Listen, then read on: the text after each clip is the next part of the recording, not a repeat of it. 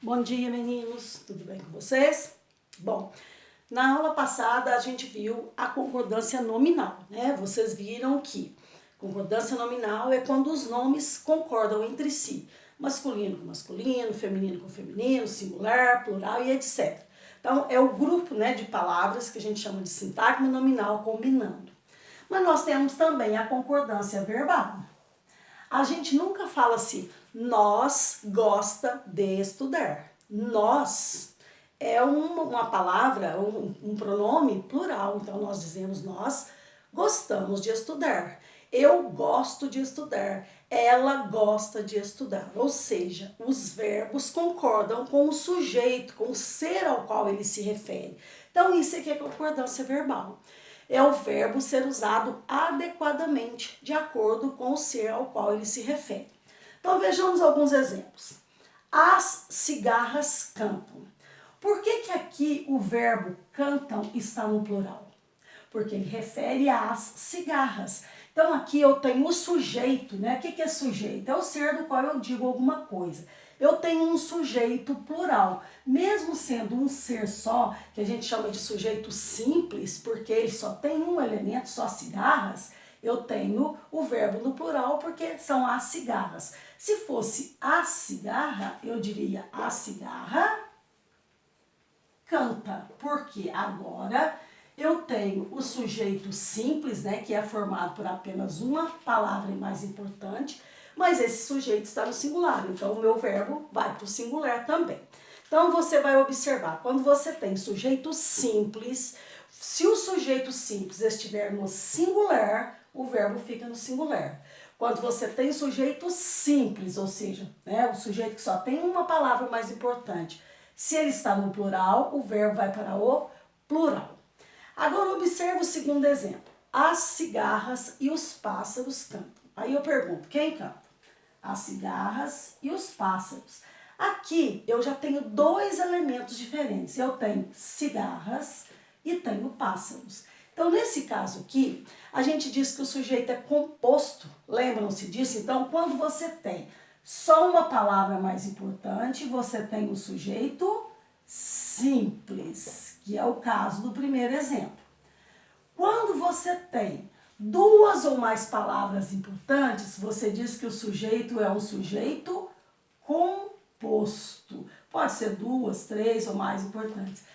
Então, nesse caso, independente dessas palavras estarem no plural ou não, como eu me refiro a mais de um elemento, obviamente o verbo vai ficar no plural. Se eu disser assim, ó, o menino é inteligente, é singular porque menino. Agora, se eu disser os meninos são inteligentes, mas se eu disser o menino e a menina, o menino está no singular, olha aqui, vamos ver esse exemplo aqui. O menino e a menina são inteligentes.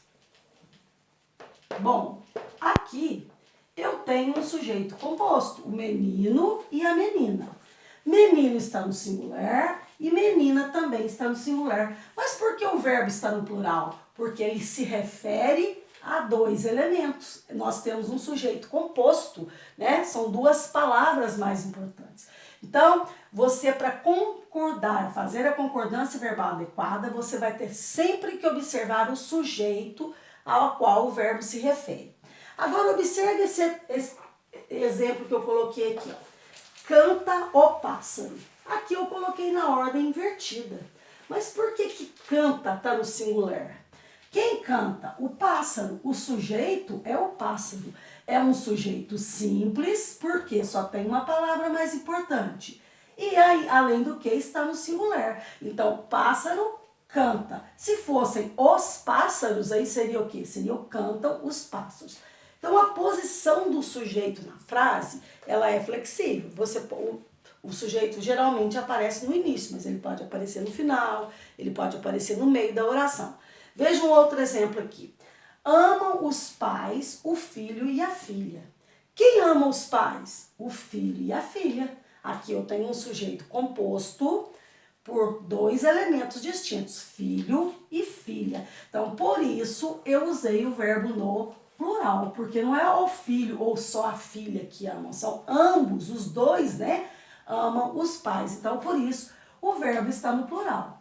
Se fosse só o filho, por exemplo, seria ama os pais ou filho. Aí seria ama, porque estaria se referindo a apenas um elemento. Então, concordância verbal é você combinar o verbo com o sujeito, com o ser ao qual ele se refere. Observe aqui. Eu gostava de estudar. Eu. Então, por isso eu usei gostava. Mas se eu tirar o eu aqui, a frase vai ficar da mesma maneira? Eu vou compreendê-la da mesma maneira? Prestem bem atenção que, na verdade, essa explicação aqui, ela equivale a esse exercício 3 que eu vou deixar proposto para vocês. Aqui, quando eu digo só gostava, eu posso dizer ele gostava, eu gostava, ela gostava, a aluna gostava, o aluno gostava, ou seja, aqui eu tenho várias opções. Então, o sujeito aqui, o pronome eu, no caso que foi colocado, ele mudaria sim o sentido da frase. Por quê? Porque quando você não tem um sujeito, você tem outras opções. Então, aqui o eu é importante para nós sabermos a quem o verbo está se referindo. Se fosse o sujeito nós, por exemplo, eu poderia dizer nós gostava? Não, porque agora eu tenho o pronome nós, então seria nós gostávamos. Aí eu vou combinar o verbo com o pronome. Se fosse eles, por exemplo, eu digo eles gostavam ou eles gostávamos? Não, eles gostavam. Ou seja, concordância verbal é você combinar o verbo com as palavras às quais ele se refere.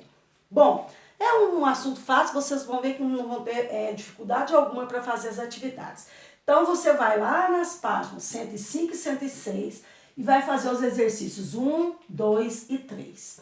O exercício 1 é só para você grifar, né, o verbo e o sujeito ao qual ele se refere, fazer com bastante atenção. O 2 também trata de concordância e o 3 também concordância.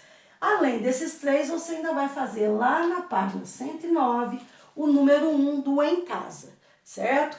Então, façam com bastante capricho. Nós estamos praticamente concluindo a nossa apostila, mas a gente vai fazer muita aula de revisão ainda para a gente, né, fixar bastante todo esse assunto que nós já vimos. Bom dia para vocês, bons estudos e me mandem as atividades respondidas até terça-feira, até amanhã às 16 horas, beleza? Beijos, até mais.